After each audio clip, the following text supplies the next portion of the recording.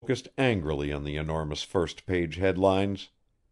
Carroll has solved Warren mystery. Identity of clubman slayer known to famous detective. Will make arrest within 24 hours. Sensational developments promised by David Carroll in exclusive interview with reporter for the Star. It all came back to Carroll now. The eager reporter, the news hunger, his non-committal statements. He read furiously through the story. It proved to be one of those newspaper masterpieces which uses an enormous number of words and says nothing. Carroll was quoted as saying only what he had actually said. It was the personal conjecture of the reporter writing the story which had given spur to the vivid imagination of the headline writer. "So now," questioned Leverage, "what are you going to do? Deny it?" "No," snapped Carroll. "I can't. He hasn't misquoted a single line of what I said. It just makes 'em mighty embarrassing." He sat hunched in his chair staring at the screaming headlines and rereading the lurid story. Again an orderly entered. "Young lady out there," he announced, "who wants to know if Mr. Carroll is here." Instantly the mind of the detective leaped to the tragic figure of Naomi Lawrence. "She wants to see me?" he questioned. "Yes, sir." "Show her in." He motioned to Leverage to remain. The orderly disappeared, and in a minute the door opened and a woman entered. Carroll sprang to his feet with an exclamation of surprise.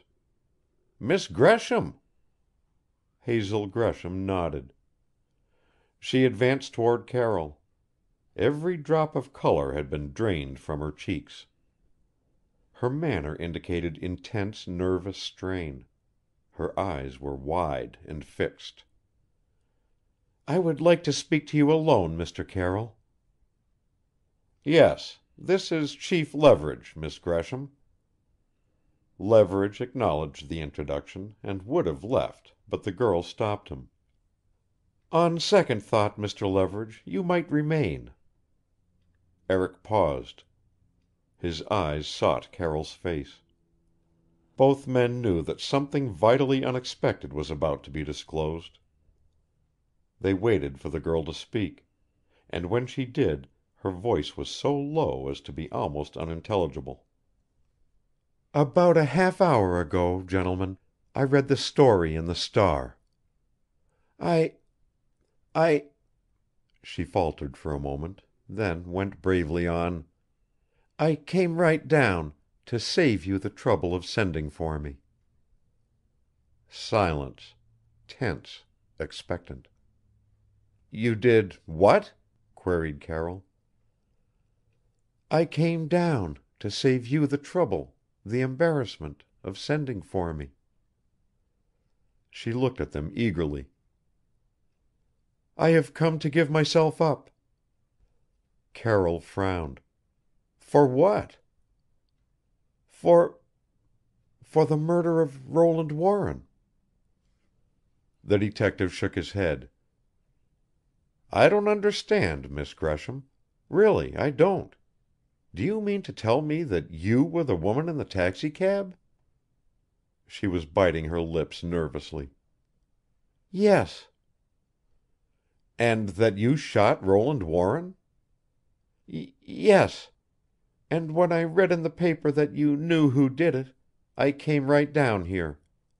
I didn't want to be brought down in a patrol wagon." "I see." Wild thoughts were chasing one another through Carroll's brain. He was beginning to see light. "You are quite sure that you killed Mr. Warren?" "Yes, I'm sure. Why do you doubt me? Don't you suppose that I know whether I killed him? Don't you suppose I can prove that I did it?" "Yes, I suppose you can. I wonder, Miss Gresham," and Carroll's voice was very, very gentle, "if you would wait in that room yonder for a few minutes? "Certainly." She raised her head pleadingly. "You do believe me, don't you?" Carroll dodged the issue. "I want to think." Alone with Leverage, Carroll clenched his fist. "If that isn't the most peculiar " "She's not telling the truth, is she, David?" "Certainly not. She couldn't smash her own alibi if she tried 1,000,000 years." He paced the room, walking in quick, jerky steps. Finally his face cleared and he stopped before Leverage's chair. "I've got it," he announced triumphantly. "Got what?" "Never mind." Carroll was surcharged with suppressed excitement. "I want you to do something for me, Leverage, and do it promptly." "Sure." "Send Cartwright and bring Garry Gresham here." "Garry Gresham?" "Yes, the young lady's brother." Leverage was bewildered. "What in the world do you want with him?" "I want him," explained Carroll confidently, "because Garry Gresham is the man who shot Warren." Chapter 22.